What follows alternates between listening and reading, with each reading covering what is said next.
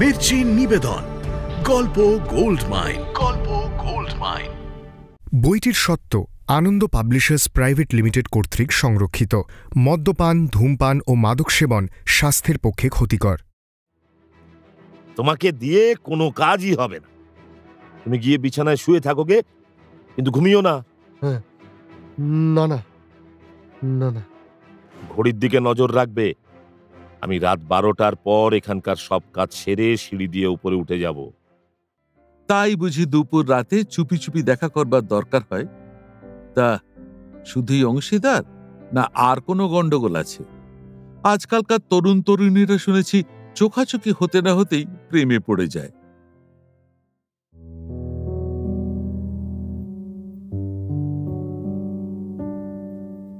মির্চি গল্প গোল্ড মাইনে আপনাকে স্বাগত। মণিমাণিক্যে ভরা বাংলা সাহিত্যের কিছু কালোজয়ী উপন্যাস ও গল্প দিয়ে সাজানো আমাদের এই মির্চি গল্প গোল্ড মাইন। শুনছেন শরদিন্দু বন্দ্যোপাধ্যায়ের লেখা উপন্যাস বিজয় লক্ষ্মী। লক্ষ্মীর সঙ্গে বিজয়ের প্রেমের সম্পর্ক গড়ে উঠছে লক্ষ্মী ভাণ্ডারের মাধ্যমেই। মনোহর ভাণ্ডারের কিছু ব্যবসাও চলে আসছে বিজয়ের কাছে। ধনেশবাবু তাঁর মেয়ে লক্ষ্মী প্রায় বিজয়ের দোকানে যায় কথা জেনে লক্ষ্মীর সেখানে যাওয়া বন্ধ করার আদেশ দিলেন। কিন্তু লক্ষ্মী তারপরেও রাতের অন্ধকারে বিজয়ের দোকানে যাচ্ছে তার সাবান ও জুতোর কালির কারখানার কাজে।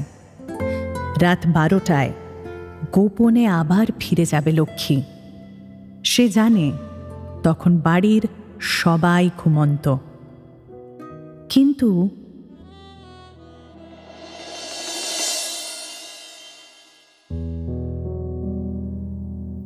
লক্ষ্মীর বাড়ির দোতলায় লক্ষ্মীর শোবার ঘরেই ধনেশ তাঁর স্থূল শরীরে একটা ডোরা কাটা স্লিপিং স্যুট পরে পায়চারি করছেন এবং থেকে থেকে চোখ ঘোরাচ্ছেন। আজ তাঁর শরীর ভালো ছিল না, মাথা ধরেছিল, মনও খারাপ যাচ্ছিল, কারণ তাঁর স্থূল বুদ্ধিতেও ক্রমশ ধরা পড়তে আরম্ভ করেছিল যে দোকান যেমন চলা উচিত তেমন চলছে না। ভেতরের একটা মস্ত গলদ বাইরের চাকচিক্যে চাপা পড়ে আছে। উপরন্তু আজকেই তিনি জানতে পেরেছেন যে লক্ষ্মী ভাণ্ডারের হতভাগ্য দোকানদার সাবানের কারখানা করেছে। নিজের ব্যর্থতার সমস্ত আক্রোশ বিজয়ের ওপর গিয়ে পড়েছিল। রাতে শুতে গিয়ে তার ঘুম আসেনি। অনেকক্ষণ এপাশ ওপাশ করবার পর তিনি উঠে লক্ষ্মীর ঘরে গিয়েছিলেন ঘুমের বড়ির সন্ধানে। স্বভাবতই তিনি ভেবেছিলেন যে লক্ষ্মী নিজের ঘরে ঘুমোচ্ছে, কিন্তু মেয়েকে বিছানায় না দেখে তার মাথা ঘুরে গিয়েছিল। রাত 11:30টার পর বুড়ো মেয়ে কোথায় গেল? ধনেশ 10 মিনিট অপেক্ষা করে দেখেছিলেন, কিন্তু লক্ষ্মী ফিরে আসেনি। তখন তিনি দাঁতে দাঁত ঘষে বাঁ হাতে একটা প্রচণ্ড কিল মেরেছিলেন। তাঁর মেঘাচ্ছন্ন বুদ্ধির আকাশে বিদ্যুৎ চমকের মতো খেলে গিয়েছিল, আমি নিশ্চিত মেয়ে আমার আদেশ উপেক্ষা করে লুকিয়ে লুকিয়ে প্রেম করছে। আর কার সঙ্গে প্রেম করছে তাও তিনি ওই বিদ্যুৎ চমকের আলোতেই স্পষ্ট দেখতে পেয়েছিলেন। যত দেরি হচ্ছে ধনেশের মাথা ততই আণবিক বোমার মতো ফেটে পড়বার অবস্থা হচ্ছে। তিনি একবার রাস্তার দিকে জানলাটা খুলে বাইরে দেখলেন, তারপর জানলা বন্ধ করে দিয়ে ঘরের মাঝখানে দাঁড়িয়ে বাঁ হাতে আবার একটা সবেগে ঘুষি মারলেন। ঠিক তখনই মনোহর ভাণ্ডারের পেছনের দরজার কাছে নির্জন ছায়ান্ধকারে ফুটপাথের ওপর লক্ষ্মী ও বিজয় মুখোমুখি দাঁড়িয়ে। লক্ষ্মীর হাত দুটি বিজয়ের মুঠোর মধ্যে ধরা। হাত ছাড়ো, যাই। বলো, আসি। আসি। কাল আবার আসবে? আসবো, সন্ধ্যের পর। সমস্ত দিন দেখতে পাবো না? মাঝে মাঝে জানলার দিকে তাকিও, হয়তো দেখতে পাবে। আচ্ছা, মানুষ যেমন আকাশে চাঁদ দেখে, মন্দিরে চূড়া দেখে, তেমনই তোমায় দেখব। ওদের এই প্রেমালাপের মধ্যে রাত ভিখারির মতো একটা লোক গায়ে মলিন রঙের কম্বল জড়ানো পাশ দিয়ে চলে গেল। বিজয় ও লক্ষ্মী তাকে লক্ষ্য করল না। আচ্ছা লক্ষ্মী, এ কি হলো? কিসের কি হলো? এই যে তোমাতে আমাতে, আমার এখনো বিশ্বাস হয় না। মানে কি করে সম্ভব? অনিবার্য বলেই সম্ভব হলো। আমার মিলন লাগেই তুমি আসছো কবে থেকে। তোমার চন্দ্র সূর্য তোমায় রাখবে কোথায় থেকে? কিন্তু এর শেষ কোথায় লক্ষ্মী? লক্ষ্মী বিজয়ের একেবারে বুকের কাছে সরে এলো। যেখানে আরম্ভ হয়েছিল সেখানেই এর শেষ। কোথায়? তোমার আর আমার বুকের মধ্যে, এইখানে। লক্ষ্মী ক্ষণেকের জন্য বিজয়ের বুকের ওপর মাথা রাখল। তারপর হঠাৎ প্রজাপতির মতো ছায়ান্ধকারে অদৃশ্য হয়ে গেল। বিজয় কিছুক্ষণ পরিপূর্ণ হৃদয় নিয়ে দাঁড়িয়ে রইল। তারপর ধীরে ধীরে নিজের দোকানে ফিরে গেল।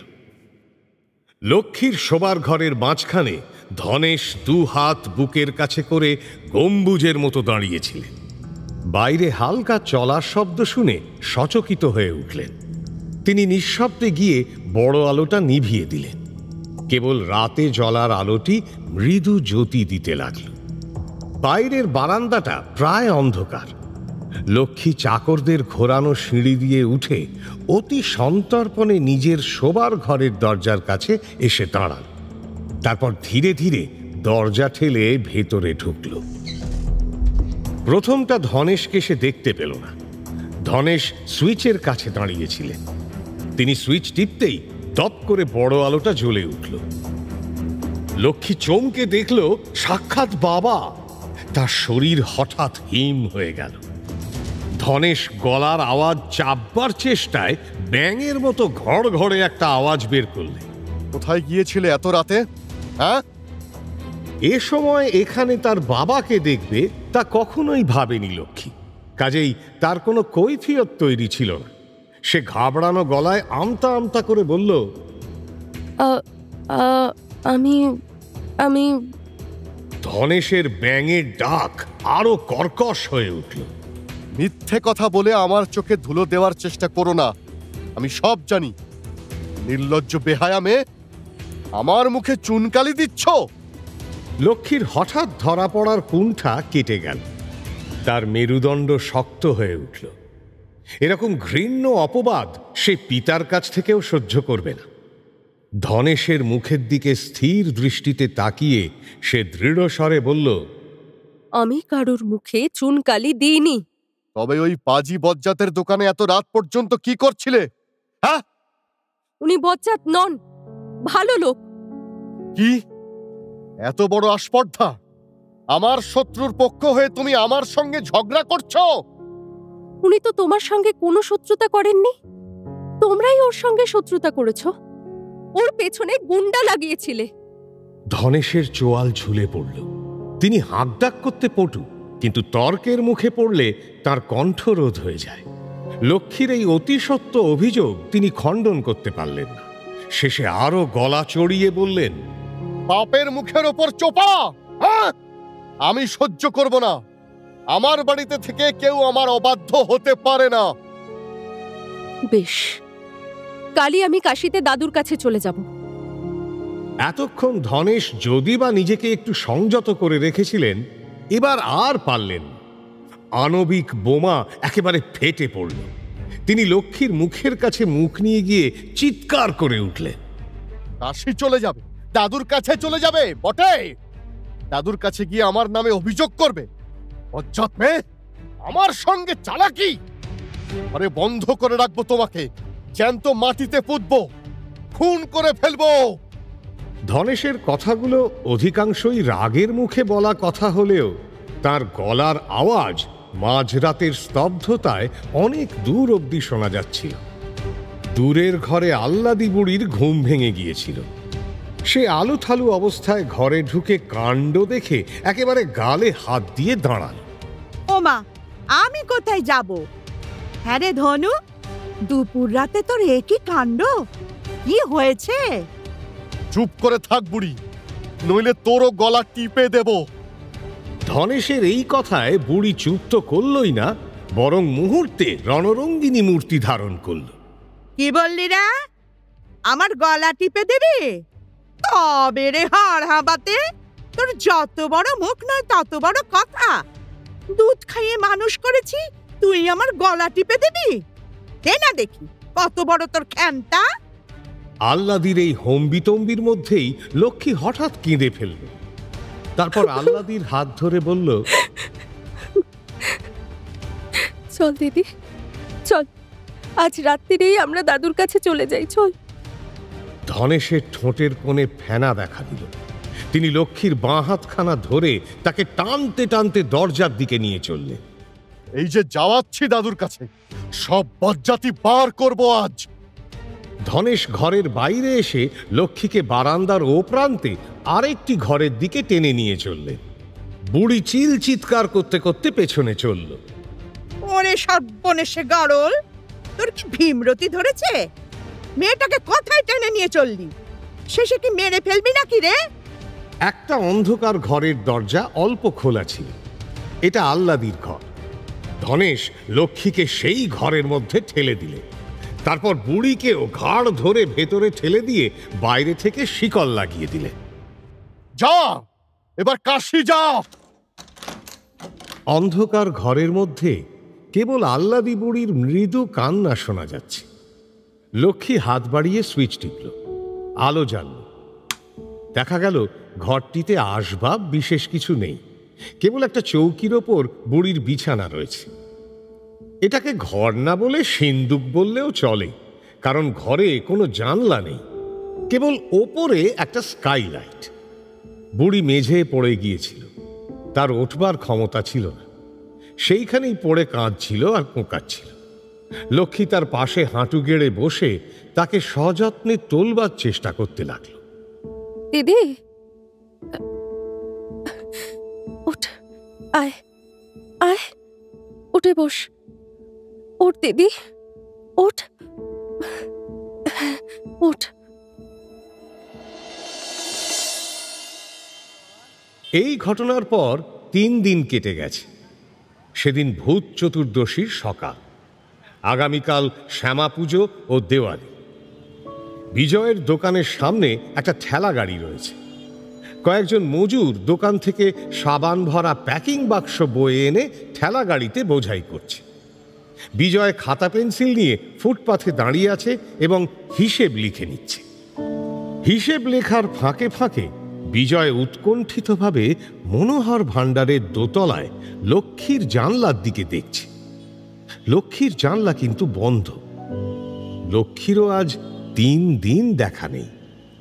আমাদের পরিচিত বৃদ্ধটি কার্তিকের কাউন্টারে নস্যি কিনছেন এবং চশমার ভেতর দিয়ে বিজয়কে লক্ষ্য করছেন। তাঁর সাজ পোশাক আগের মতোই আছে, কেবল বর্ষা গিয়ে শীতের আবির্ভাব হওয়ায় তিনি বর্ষাতিটি বর্জন করে একটা অতি প্রাচীন ওভারকোট গায়ে চাপিয়েছেন। কার্তিকের হাত থেকে নস্যির পুরিয়াটা নিয়ে তিনি চাপা স্বরে প্রশ্ন করলেন, তোর মনিবের কি হয়েছে? কি মুখ গোমড়া করে আছে কেন?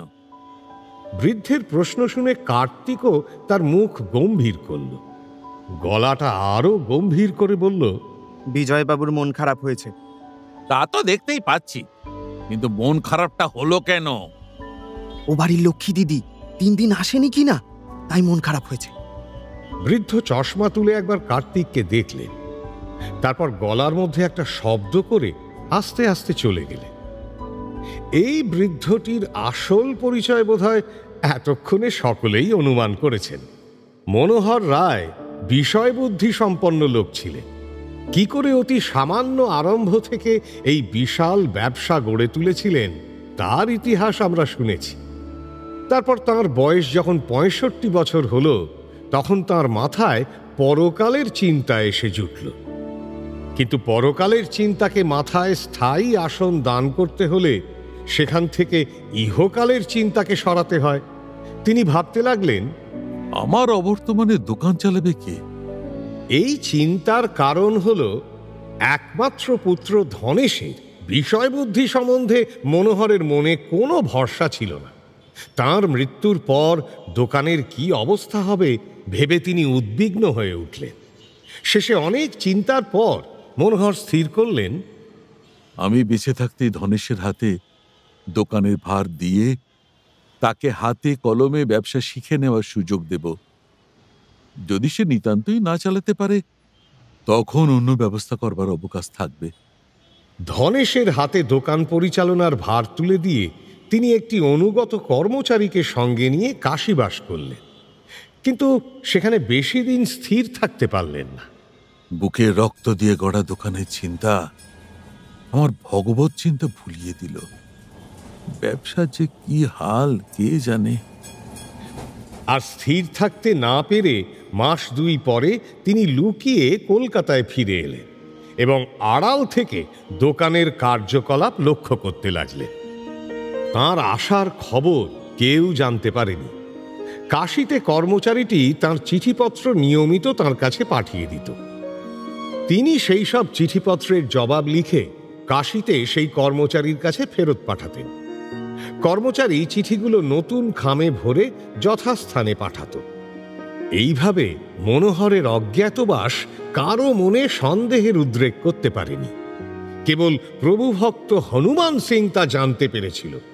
হনুমান সিংয়ের চরিত্রে হঠাৎ পরিবর্তন এবং বিজয়কে ক্ষতিপূরণের টাকা দেওয়ার মূলে যে মনোহর আছেন তা বলাই বাহুল্য। ধনেশের দোকান চালাবার পদ্ধতি মনোহর বাইরে থেকে যতখানি দেখেছিলেন তাতে তাঁর উদ্বেগ আরও বেড়ে গিয়েছিল, কিন্তু তবুও তিনি আত্মপ্রকাশ করে ধনেশের কাজে হস্তক্ষেপ করেননি। শেষ পর্যন্ত তাকে ভুল শুধরোবার সুযোগ দিয়ে অপেক্ষা করছিলেন। কেবল মনের উদ্বেগ দমন করতে না পেরে যখন তখন নিজের দোকানের চারপাশে যক্ষের মতো ঘুরে বেড়াতেন।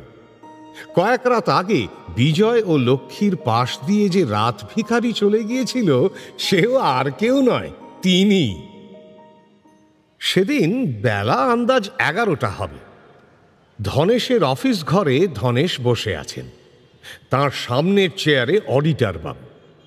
অডিটর বাবুটির একহারা শুকনো চেহারা, মুখে একটা নির্লিপ্ত নিরাসক্ত ভাব। হিসাবের কড়ি ছাড়া আর কিছুর প্রতি তাঁর আসক্তি নেই। নীলাম্বর জানলার কাছে দাঁড়িয়ে আছেন। তাঁর মুখ দেখে মনে হয় তিনি কোণ নিয়েছেন। কথা চলছে। তা আপনার রিপোর্ট কবে পাওয়া যাবে অডিটর বাবু? লেখা রিপোর্ট যথাসময়ে পাবেন। আপাতত মুখে আপনাকে 2-4টা কথা বলতে চাই। বলুন। গত 20 বছর ধরে আমরা এই দোকানের হিসাব পরীক্ষা করছি। প্রত্যেকবারই পরীক্ষার ফল সন্তোষজনক হয়েছে, কিন্তু এবার আপনার খাতাপত্র পরীক্ষা করে মনে হচ্ছে দোকানের অবস্থা শোচনীয়। ধনেশের মুখ শুকিয়ে গেল। একটা ঢোক গিলে বললেন, শোচনীয়? অত্যন্ত শোচনীয়। আপনার দোকানের অ্যাসেট বলতে গেলে কিছুই তো নেই, অথচ বাজারের ধার জমা হয়েছে প্রায় 1 লক্ষ টাকা। ধনেশ যেন এবার চোখে অন্ধকার দেখলেন। অ্যাসেট কিছুই নেই? হ্যাঁ, নীলাম্বর? নীলাম্বর এতক্ষণে জানলার দিক থেকে ফিরলেন। বাজে কথা। দোকানের যেমন ধার আছে এমনি প্রায় 1.5 লাখ টাকা বাজারে পাওনাও আছে। অনেক বড় বড় কোম্পানি ক্রেডিটে মাল নিয়ে গেছে, তারা কালী পুজোর পরই টাকা দেবে।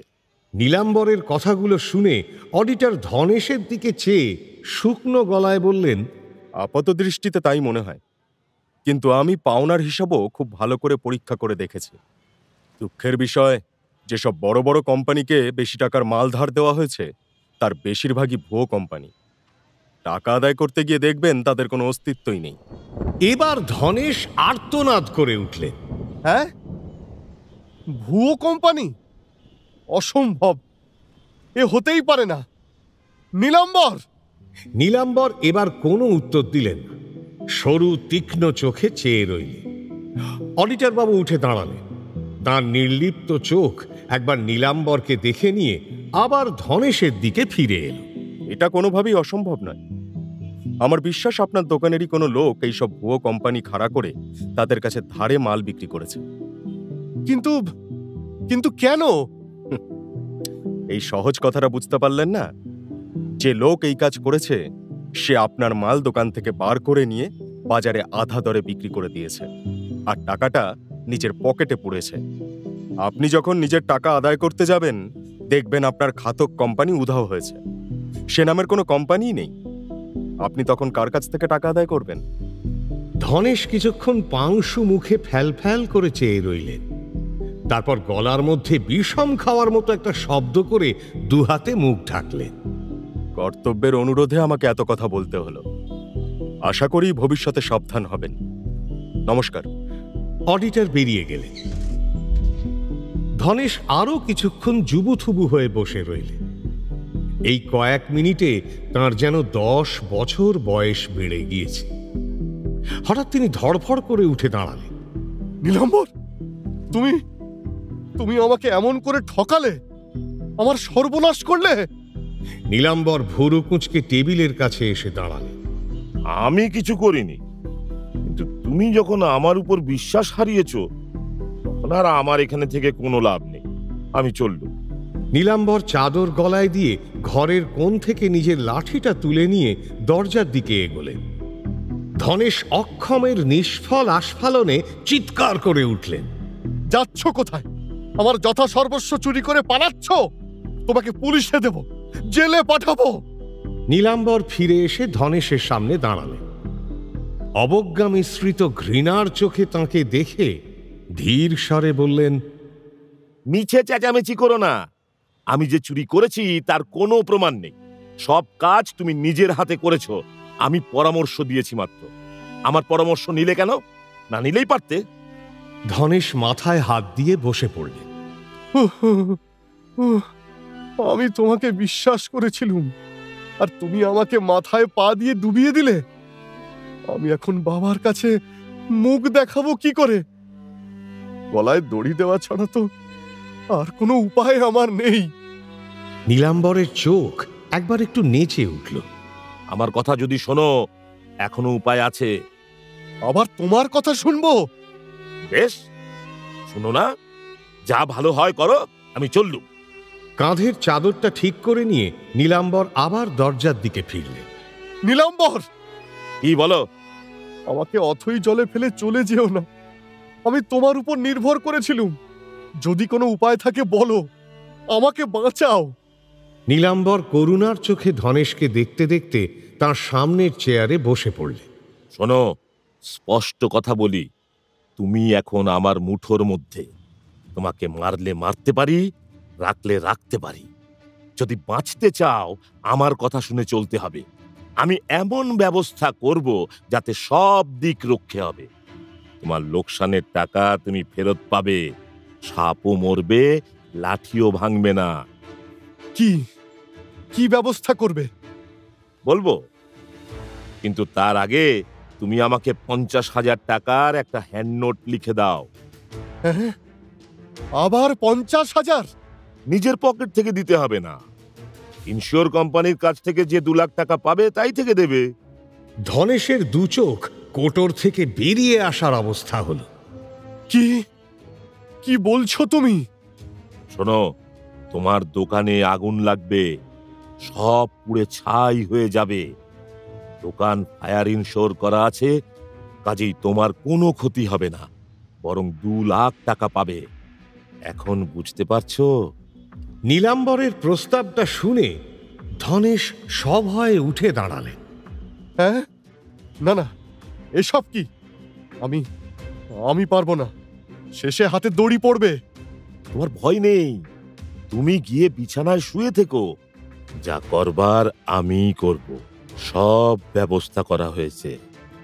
কাল কালী পুজোর রাত্রি এক ঢিলে 2 পাখি মারব। এক ঢিলে 2 পাখি? ওই যে রাস্তার ওপারে ওই ছোড়া শয়তান, আগুন লাগাবার দোষ ওর ঘাড়ে চাপাবো। আমাদের কেউই সন্দেহ করবে না। ওই 70-এর হাতে দড়ি পড়বে। সব মতলব ঠিক করে রেখেছি। ময়াল সাপের সামনে সম্মোহিত খরগোশের মতো রুদ্ধশ্বাসে চেয়ে রইলেন ধনেশ। কি বলো, শুনবে আমার কথা? তোমাকে কিচ্ছু করতে হবে না। লোকসানের টাকা ফেরত পাবে, 70 নাশ হবে। রাজি আছো? ধনেশ ধীরে ধীরে আবার চেয়ারে বসে পড়লেন। আমি কিছু জানি না। নীলাম্বরের দাঁতগুলো মুহূর্তের জন্য দেখা গেল। তারপরেই সেই ভালো মানুষের মতো গলা করে তিনি বললেন, আমরা কেউ কিছু জানি না, এখন কাগজ নাও, হেড নোট লেখো। তিনি ধনেশের দিকে কাগজ বাড়িয়ে দিলেন। একটু ইতস্তত করে ঠোঁট চেটে ধনেশ কলম তুলে নিলেন। পরের দিন কালী পুজোর রাত। নগরীর শরীরে যেন অসংখ্য দীপাবলির চুমকি চলছে।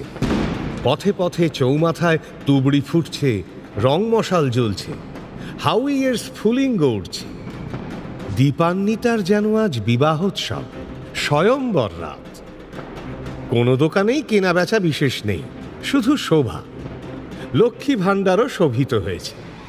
মনোহর ভাণ্ডারের শোভা রাত 10টার পর থেকে কিছুটা ম্লান হয়ে এসেছে। মোমবাতির দ্বীপগুলি অধিকাংশই শেষ হয়ে গিয়েছে। দোকানের দরজাও বন্ধ। ধনেশের অফিস ঘরেও দরজা জানলা সমস্ত বন্ধ। নীলাম্বর ধনেশের চেয়ারে বসে আছেন এবং যত্ন সহকারে কাগজে কি লিখছেন। ধনেশ ভয়ার্ত মুখে তার পেছন দিকে পায়চারি করছে। আজ তাঁদের সম্পর্ক সম্পূর্ণ বদলে গিয়েছে। এখন নীলাম্বর প্রভু, ধনেশ তাঁর আজ্ঞাবহ। লিখতে লিখতে নীলাম্বর মুখ তুললেন। চাকর বাকরদের বাড়ি থেকে বিদায় করেছ? হ্যাঁ, তাদের ছুটি দিয়ে দিয়েছি। নীলাম্বর, আমি এবার যাই? আমাকে তো আর দরকার নেই। না, তোমাকে দিয়ে কোনো কাজই হবে না। তুমি গিয়ে বিছানায় শুয়ে থাকোগে, কিন্তু ঘুমিও না। হ্যাঁ, না না না না। ঘড়ির দিকে নজর রাখবে। আমি রাত 12টার পর এখানকার সব কাজ সেরে সিঁড়ি দিয়ে উপরে উঠে যাব। তোমার দরজায় টোকা দিয়ে খিড়কির সিঁড়ি দিয়ে নেমে বাড়ি চলে যাব।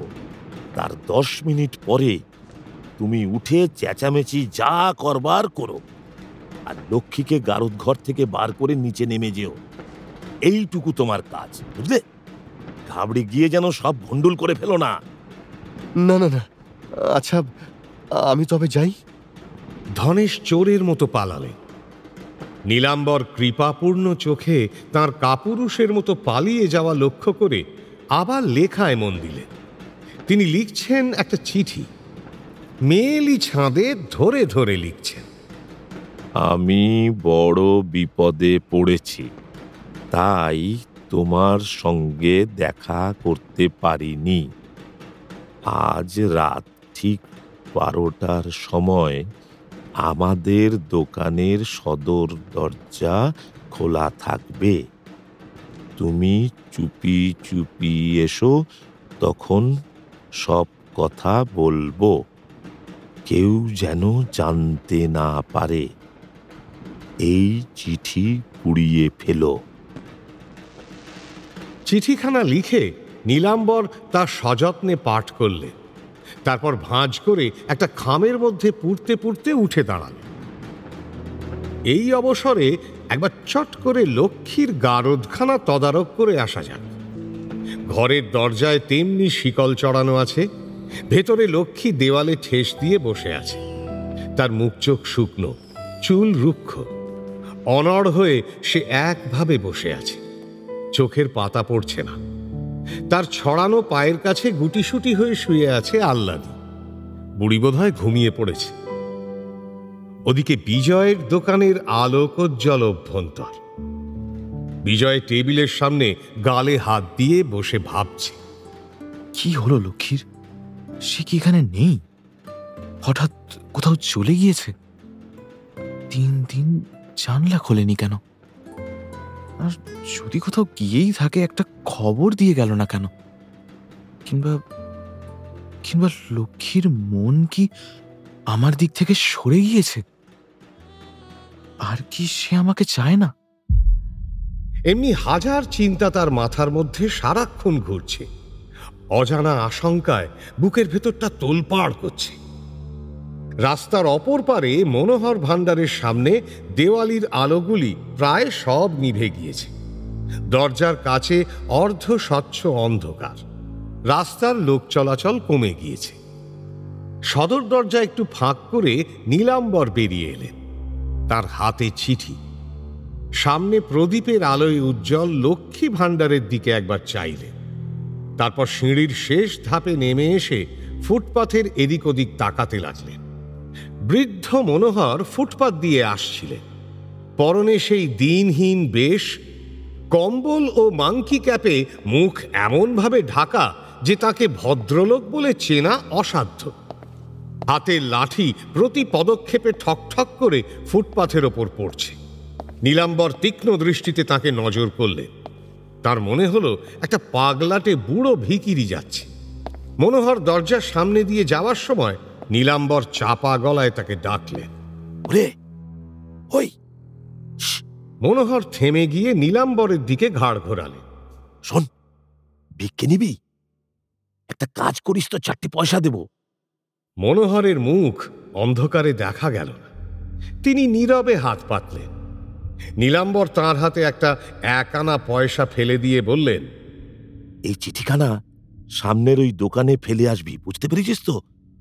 সামনের ওই দোকান, কাউকে কিচ্ছু বলতে হবে না। কেবল চিঠিখানা দোকানের কাউন্টারের উপর ফেলে দিয়ে চলে যাবি। কি, পারবি তো? মনোহর ঘাড় নাড়লেন। নীলাম্বর তখন তার হাতে চিঠিটা দিলেন। চিঠি নিয়ে মনোহর রাস্তা পার হয়ে লক্ষ্মী ভাণ্ডারের দিকে চললেন। নীলাম্বর তাকে ঠিক পথে যেতে দেখে নিঃশব্দে মনোহর ভাণ্ডারে ফিরে গিয়ে দরজা ভেজিয়ে দিলেন। মনোহর মন্থর পায়ে রাস্তা পেরোলেন। ওপারে ল্যাম্পপোস্টের নিচে পৌঁছে তিনি পেছন দিকে ঘাড় ফিরিয়ে দেখলেন নীলাম্বর নেই। তখন তিনি চিঠিটা খুলে ল্যাম্পপোস্টের আলোয় পড়তে আরম্ভ করলেন। লক্ষ্মী ভাণ্ডারের ঘড়িতে রাত 10টা বেজে 10 মিনিট। বিজয় টেবিলে কনুই রেখে গালে হাত দিয়ে ভাবছে, চিন্তা চিন্তা, খুব চিন্তা। কোথায় গেল লক্ষ্মী? কার্তিক নিজের কাউন্টারের সামনে মেঝে বসে ঢুলছিল। দোকানে খদ্দের নেই, রাতও অনেক হয়েছে। কার্তিক ঢুলতে ঢুলতে মাঝে মাঝে চোখ টেনে চাইছিল, আবার চোখ বুঝছিল। হঠাৎ এক টুকরো কাগজ বাইরে থেকে তার কোলের ওপর এসে পড়ল। চটকা ভেঙে কার্তিক খানিকক্ষণ কাগজখানার দিকে চেয়ে রইল। উল্টে পাল্টে দেখল একখানা চিঠি। হঠাৎ ঘুমের ঘোর কেটে গিয়ে তার সমস্ত চেতনা ফিরে এলো। সে তড়াক করে উঠে কাউন্টারের বাইরে গলা বাড়িয়ে দেখল, কিন্তু কাউকেই দেখতে পেল না। পথ শূন্য। কার্তিক লেখাপড়া জানে না। চিঠিখানা আরো বার 2 উল্টে পাল্টে শেষে বিজয়ের কাছে নিয়ে গেল। চিঠি কে একজন ফেলে দিয়ে গেল। চিঠি পড়ে বিজয় চনমনে হয়ে উঠল। তার উৎকণ্ঠা এতক্ষণ দিশাহারা হয়েছিল, এখন তার যা হোক একটা দিশা মিলল। লক্ষ্মীর বিপদ। বিজয় উঠে দাঁড়াল। তার সমস্ত অন্তরাত্মা এখনই একটা কিছু করবার জন্য দড়ি ছেঁড়া হয়ে উঠল। ইচ্ছে হলো এই মুহূর্তে ছুটে গিয়ে মনোহর ভাণ্ডারে উপস্থিত হয়, কিন্তু এখন সেখানে গিয়ে লাভ নেই। বিজয় ঘড়ি দেখল, 10:15। এখনো প্রায় 2 ঘন্টা বাকি। কার্তিক দাঁড়িয়ে ক্রমাগত হাই তুলছিল। বিজয় তাকে বলল, কার্তিক, তুই বাড়ি যা, অনেক রাত হয়েছে। আমি দোকান বন্ধ করে পরে যাব। কার্তিক ঘুম চোখে সেলুট করে চলে গেল। বিজয় তখন চিঠি খুলে আবার সেটা পড়ল। তারপর দেশলাই জ্বালিয়ে চিঠিতে আগুন দিল। ওদিকে কার্তিক বাড়ি ফিরছে। সদর রাস্তা ছেড়ে সে একটা গলির মধ্যে ঢুকল। তার চোখ দুটি বোজা, কিন্তু সেজন্য তার পথ চলার কোনোই অসুবিধে হচ্ছে না। অভ্যস্ত পা দুটো পরিচিত পথেই চলেছে। গলির অপর দিক থেকে মনোহর আসছিলেন। কার্তিককে দেখে তিনি পথের মধ্যে দাঁড়িয়ে পড়লেন। কার্তিক নিঃশব্দে এসে তার বুকে মাথা রেখে দিব্যি আরামে ঘুমোবার আয়োজন করল। মনোহর তাকে ঈষৎ নাড়া দিয়ে মৃদুস্বরে ডাকলেন, কার্তিক, ওরে কার্তিক, ওঠ। সহসা জেগে কার্তিক সতেজে বলে উঠল, কি চাও? কে তুমি? মনোহর একটু হেসে তার কাঁধে হাত রাখলেন। পাগলা, ঘুমিয়ে ঘুমিয়ে পথ চলিস? কার্তিক চোখ কচলে ভালো করে দেখে মনোহরকে চিনতে পারল। ও বুড়ো বাবু। হ্যাঁ, আজ তোর ঘুমানো চলবে না কার্তিক, অনেক কাজ আছে। আয় আয় আমার সঙ্গে। মনোহর কার্তিকের কাঁধে হাত দিয়ে ফিরিয়ে নিয়ে চলল। বিজয়ের দোকানের ঘড়িতে 11:45। বিজয় একবার ঘড়ির দিকে তাকিয়ে দোকান বন্ধ করতে আরম্ভ করল। শহরের পথে দীপাবলির প্রভা তখন নিস্তেজ হয়ে আসছে। গৃহস্থ বাড়ির প্রদীপ অধিকাংশই নিভে গিয়েছে, দোকানপাটও একে একে বন্ধ হচ্ছে। ওদিকে ধনেশের শোবার ঘরের বিছানার পাশে টিপাইয়ের ওপর একটা অ্যালার্ম ঘড়ি রয়েছে। ধনেশ বিছানার পাশে বসে এক দৃষ্টে সেই দিকে তাকিয়ে রয়েছে। ঘড়িতে 12:05। ধনেশের চোখে অজানা আতঙ্কের বিভীষিকা। আহ্লাদির বন্ধ ঘরে চৌকির ওপর শুয়ে লক্ষ্মী ঘুমিয়ে পড়েছে। তার পায়ের দিকে মেঝে বসে আহ্লাদি চৌকির কিনারায় মাথা রেখে ঘুমোচ্ছে সে। বাইরে একটা গির্জার ঘড়িতে মধ্যরাত বাজতে আরম্ভ করল। গির্জার ঘড়ির মন্দ্র গম্ভীর আওয়াজ শেষ হল। বিজয় দোকানের দরজায় তালা লাগিয়ে ফুটপাথে ফায়ার ব্রিগেডের স্তম্ভটার পাশে এসে দাঁড়াল। সামনেই মনোহর ভাণ্ডারের বন্ধ দরজা, অন্ধকার গুহা মুখের মতো দেখাচ্ছে। পথে কেউ কোথাও নেই। বিজয় সতর্ক দ্রুত পায়ে রাস্তা পার হয়ে মনোহর ভাণ্ডারের সামনে উপস্থিত হল। মনোহর ভাণ্ডারের ভেতরে কেউ নেই, অন্তত কাউকেই দেখা যাচ্ছে না। একটা বাল্ব ওপর থেকে অস্পষ্ট আলো ছড়াচ্ছে। ধনেশের অফিস ঘরের দরজা একটু ফাঁক হয়ে আছে, ভেতর থেকে আলো দেখা যাচ্ছে। সদর দরজা একটু ফাঁক করে বিজয় দোকানের মধ্যে ঢুকল। দরজাটা আবার ভেজিয়ে দিয়ে তীক্ষ্ণ দৃষ্টিতে চারিদিকে চাইল। অফিস ঘরের আলো চোখে পড়ল। সে সন্তর্পণে সেই দিকে গেল। নিশ্চয়ই লক্ষ্মী ওই ঘরেই আমার জন্য অপেক্ষা করছে। অফিস ঘরের দরজার কাছে গিয়ে বিজয় ভেতরে উঁকি মারল। নীলাম্বর পর্দার আড়ালে লুকিয়েছিলেন। তার হাতে ছিল একটা রবারের লাঠি। তিনি এই সুযোগেরই প্রতীক্ষা করছিলেন। এবার বেরিয়ে এসে বিদ্যুৎ বেগে বিজয়ের ঘাড়ে একটা লাঠির ঘা বসিয়ে দিলেন। বিজয় নিঃশব্দে হুমড়ি খেয়ে অফিস ঘরের মধ্যে পড়ে গেল। অফিস ঘরের দরজা বাইরে থেকে বন্ধ করে নীলাম্বর ছুটে গিয়ে সদর দরজায় হুড়কো লাগালেন। উত্তেজনায় তার চোখ শেয়ালের চোখের মতো জ্বলতে লাগল। তারপর তিনি ক্ষিপ্র বেগে কাজ আরম্ভ করলেন। পেট্রোলের একটা ক্যানেস্তারা নিয়ে দোকানের চারিদিকে পেট্রোল ছড়াতে আরম্ভ করলেন। প্রকাণ্ড ঘরের মধ্যে অস্পষ্ট আলোতে এই একটা মানুষের নিঃশব্দ ছোটাছুটি যেন ভৌতিক ব্যাপার বলে মনে হতে লাগল। অফিস ঘরের মেঝে বিজয় মুখ থুবড়ে পড়েছিল। তার সংজ্ঞা ছিল না। ক্রমে জ্ঞান ফিরে পেয়ে সে নড়ে চড়ে উঠে বসল। নেশায় আচ্ছন্ন মাতালের মতো ফ্যাল ফ্যাল করে তাকাতে লাগল। ঘাড়ের কাছটা টনটন করছিল। অবশভাবে হাত তুলে সে ঘাড়ে হাত বুলোতে লাগল। সহসা তার নাকে কাঁচা পেট্রোলের তীব্র গন্ধ এল। সে একটু চমকে ওঠবার চেষ্টা করল। দরজার বাইরে নীলাম্বর তখন পেট্রোল ঢালছেন। ক্যানেস্তারা প্রায় শেষ হয়ে এসেছে। বিজয় উঠে টলতে টলতে দরজার কাছে গেল। দরজা টেনে দেখল বাইরে থেকে সেটা বন্ধ। কয়েকবার নিষ্ফল ধাক্কা দিয়ে সে ফিরে দাঁড়াল। জানলার দিকে তার নজর পড়ল, কিন্তু জানলার কাঠের পাল্লা তালা দিয়ে শক্তভাবে বন্ধ করা হয়েছে। সেদিক থেকে হতাশ দৃষ্টি ফিরিয়ে সে দেখল টেবিলের ওপর টেলিফোন। এতক্ষণে তার মোহগ্রস্ত বুদ্ধি অনেকটা পরিষ্কার হয়েছে। সে ছুটে গিয়ে টেলিফোনটা তুলে নিল। ব্যগ্রভাবে বলে উঠল, হ্যালো হ্যালো। কিন্তু টেলিফোনে কোনো সাড়া নেই। তারপর তার নজরে পড়ল টেলিফোনের তারটা কাটা। তারের ক্ষুদ্র প্রান্তটি শূন্যে ঝুলছে। ওদিকে নীলাম্বর তেল ছড়ানোর কাজ শেষ করেছেন। তিনি মেঝের ওপর হাঁটু গেড়ে বসে রবারের লাঠিটার মাথায় একটা রুমাল বাঁধছেন। এইভাবে একটা মশাল তৈরি হলো। তখন তিনি তা অল্প বেঁচে থাকা পেট্রোলে ভিজিয়ে দেশলাই কাঠি জ্বালিয়ে তাতে আগুন লাগালেন। তারপর জ্বলন্ত মশালটি উঁচুতে তুলে ধরে সিঁড়ির কয়েক ধাপ ওপরে উঠলেন। সেখান থেকে মশালটি ঘুরিয়ে দোকান ঘরের এক প্রান্তে ফেল। একসঙ্গে খানিকটা জায়গা দপ করে জ্বলে উঠল এবং দ্রুত ছড়িয়ে পড়তে লাগলো। নীলাম্বর কিছুক্ষণ হিংস্র চোখে এই অগ্নিকাণ্ড দেখে নিয়ে দ্রুত পেছন ফিরে সিঁড়ি দিয়ে উপরে উঠতে লাগলেন। কিন্তু সিঁড়ির মোড় পর্যন্ত গিয়ে নীলাম্বর সহসা থেমে গেলেন। ওপরের বারান্দা থেকে বহু অল্প বয়সী মানুষের সম্মিলিত নানান আওয়াজ এগিয়ে আসছে। নীলাম্বরের বুকের মধ্যে হাতুড়ির ঘা পড়ল। এ আবার কি? এত গলার আওয়াজ কাঁদে? কার্তিক ও তার দল পেছনের ঘোরানো সিঁড়ি দিয়ে ওপরে উঠেছিল। মনোহরের নির্দেশ অনুযায়ী তারা প্রত্যেকটি ঘর খুঁজে দেখছিল।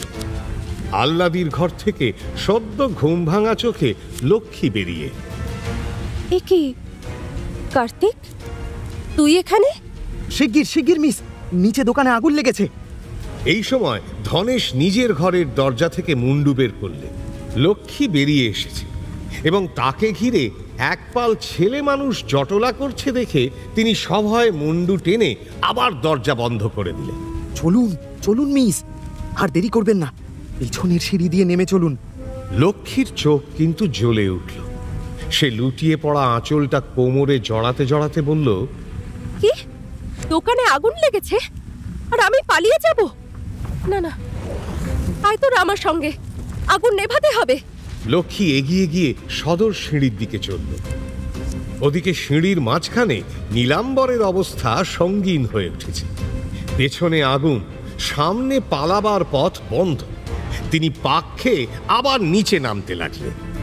ওদিকে দেখি, হয়তো এখনো সদর দরজা খুলে পালাবার সময় আছে। নিচে দোকান ঘরে আগুনের শিখা তখন চক্রব্যূহ রচনা করেছে, কিন্তু সদর দরজার কাছে দাহ্য বস্তুর অভাবেই বোধহয় আগুনটা এগোতে পারেনি। নীলাম্বর ছুটে গিয়ে দরজার লোহার হুড়কো খোলবার চেষ্টা করলেন, কিন্তু তিনি দরজা স্পর্শ করবার আগেই বাইরে থেকে দরজার ওপর প্রবল ধাক্কা পড়ল এবং সঙ্গে সঙ্গে বহু কণ্ঠে গর্জন উঠল।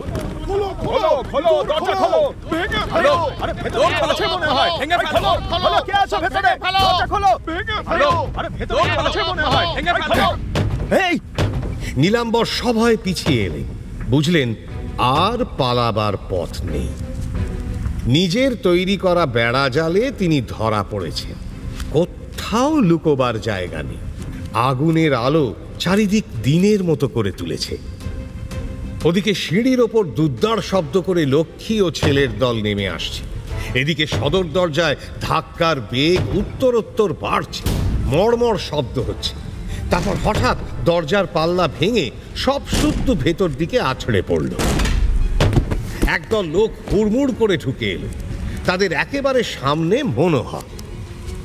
মনোহরের আর সেই বাউন্ডুলে বেশ নেই।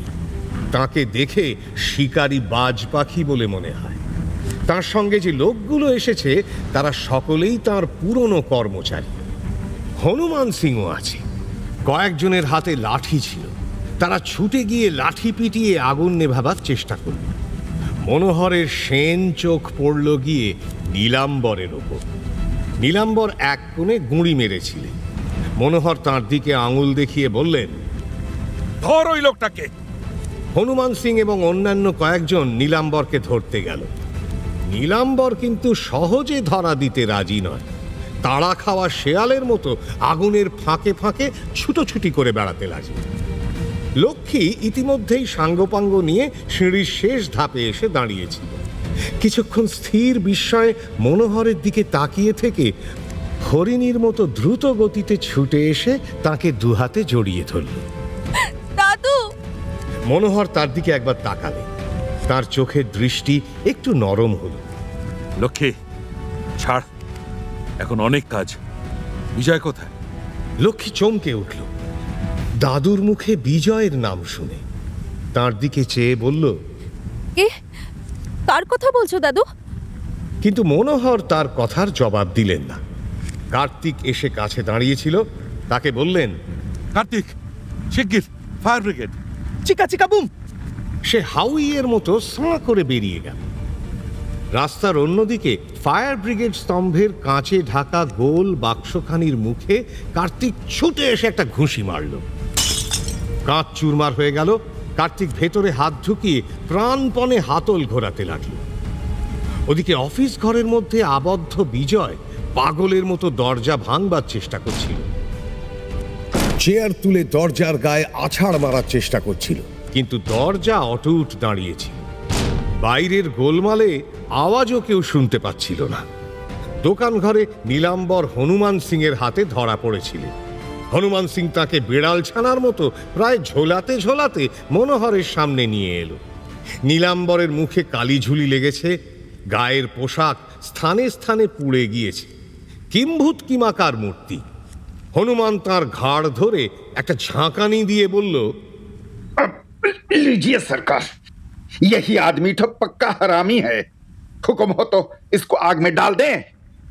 মনোহরের কিন্তু নীলাম্বরকে শিক কাবাব করবার ইচ্ছে ছিল না। তিনি নীলাম্বরের মুখের কাছে মুখ নিয়ে গিয়ে প্রশ্ন করলেন, বিজয় কোথায়? নীলাম্বর চমকে উঠলেন, তোতলে গিয়ে বললেন, আমি আমি আমি তুমি নয়, বিজয় কোথায়? বোধহয় ওই ঘরে আছে। লক্ষ্মী এতক্ষণ মনোহরের একটা হাত জড়িয়ে ধরে দাঁড়িয়েছিল। মনোহর তাকে বললেন, যা দেখ গিয়ে আছে কিনা। লক্ষ্মী ছুটে চলে গেল। বাইরে দূরে ফায়ার ব্রিগেডের ঘন্টার আওয়াজ শোনা গেল। নীলাম্বর জিভ দিয়ে ঠোঁট চেটে মনোহরের দিকে তাকালেন। তার মনে ক্ষীণ আশা জাগল, হয়তো বৃদ্ধের চোখে এখনো ধুলো দিতে পারবেন। দেখুন, ওই বিজয়ী দোকানে আগুন লাগিয়েছে। আমি বটে, তুমি কিছু জানো না। ইতিমধ্যে লক্ষ্মী দরজার শেকল খুলে অফিস ঘরে ঢুকেছে। বিজয় তখন একটা চেয়ার উঁচুতে তুলে দরজার গায়ে আছড়াতে যাচ্ছিল। আরেকটু হলেই চেয়ারটা লক্ষ্মীর মাথায় পড়ত। চেয়ারটা ফেলে দিয়ে বিজয় লক্ষ্মীকে সবলে জড়িয়ে ধরল। লক্ষ্মী, তুমি? ওদিকে নীলাম্বর তখনও আশা ছাড়েননি। মনোহরকে বোঝাবার চেষ্টা করছেন, আমি জানতে পেরেছিলাম বিজয় আজ দোকানে আগুন দিতে আসবে, তাই আমার হাতে চিঠি পাঠিয়েছিলে। চিনতে পারো আমাকে? চিনতে পেরে নীলাম্বর প্রকাণ্ড একটা হাঁ করলেন। সঙ্গে সঙ্গে ভাঙা সদর দরজা দিয়ে জলের একটা স্থূল ধারা এসে তার মুখে পড়ল। ফায়ার ব্রিগেড এসে পৌঁছেছে। 1 ঘন্টা পরের কথা। দোকানের আগুন নিভেছে, চারিদিক জলে জলময়। মনোহর দোকান থেকে সকলকে বিদায় করেছেন। কেবল তিনি আছেন, আর আছে লক্ষ্মী ও বিজয়। একই অপরাধে ধরা পড়া জোড়া আসামির মতো বিজয় ও লক্ষ্মী পাশাপাশি দাঁড়িয়ে আছে। আর তাদের সামনে দাঁড়িয়ে আছেন কঠোর বিচারকের মতো রুদ্র গম্ভীর মুখ নিয়ে মনোহর। একটি নস্য নিয়ে মনোহর সজল চোখে আসামি দুজনের দিকে চাইলে। লক্ষ্মীর বুক দুরু দুরু করে উঠল। লক্ষ্মী, দাদু, তোর সঙ্গে ছোঁড়ার কি সম্পর্ক? লক্ষ্মী একবার বিজয়ের দিকে আড় চোখে চেয়ে নিয়ে মাথা হেঁট করে রইল। বিজয় তখন একবার গলা ঝাড়া দিয়ে ক্ষীণ স্বরে বলল, আমি। হ্যাঁ, তুমি। আমার নাতনির সঙ্গে তোমার এত ঘনিষ্ঠতা কিসের হে, যে রাত দুপুরে তার চিঠি পেয়ে চোরের মতো আমার দোকানে ঢুকেছিলে? দাদু, আমি তো। চুপ! তোমার সাফাই পরে শুনবো। আগেও বলুক, কিছু বলবার আছে তোমার? আমার নাতনির সঙ্গে তোমার কি সম্পর্ক? বিজয় কিছুটা সময় চুপ করে রইল।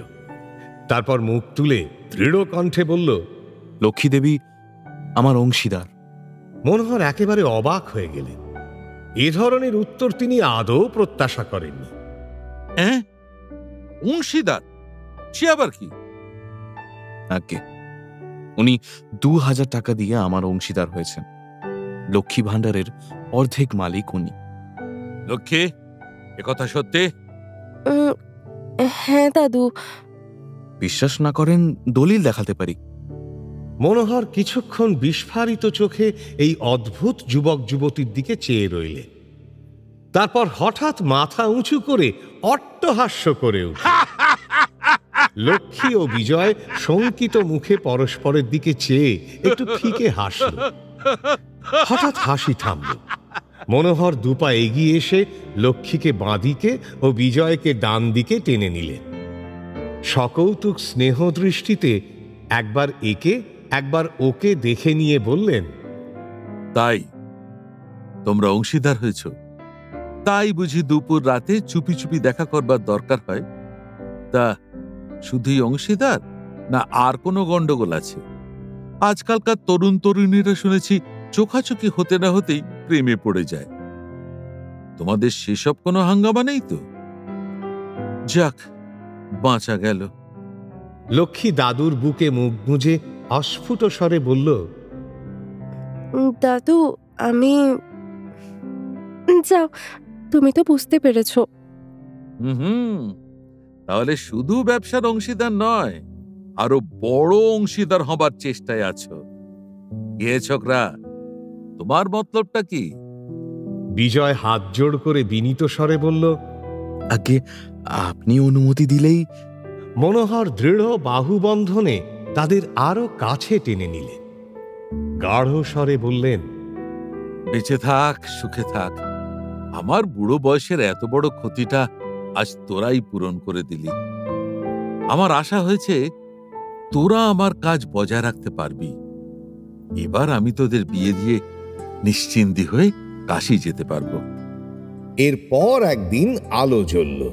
মুখোমুখি দুই দোকান, মনোহর ভান্ডার এবং লক্ষ্মী ভান্ডার, একসঙ্গে সেজে উঠল। দুই দোকানের জোড়া মালিকের বিয়ে বলে কথা। বিজয় লক্ষ্মীর 4 হাত এক করে দিলেন মনোহর। দুই দোকানের কর্মচারীরা হনুমান সিং আর কার্তিকের দলবল নিয়ে একখানা গ্রুপ ছবি তোলা হলো। আর সেখানে সকলে একসঙ্গে চেঁচিয়ে উঠল, চিকা চিকা বুম।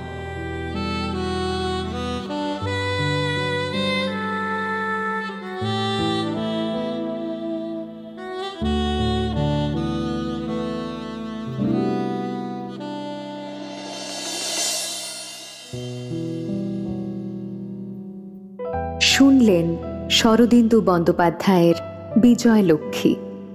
আজ শুনলেন অন্তিম পর্ব।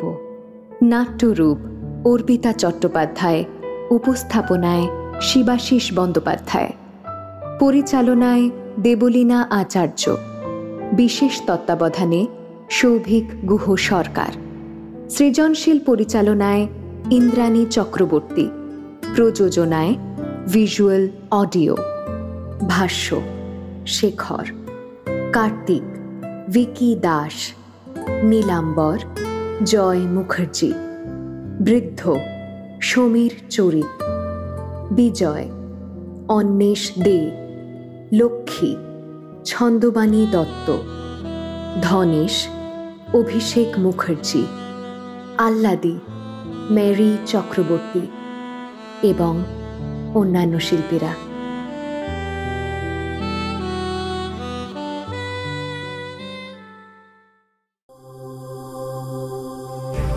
মির্চি নিবেদন গল্প গোল্ড মাইন।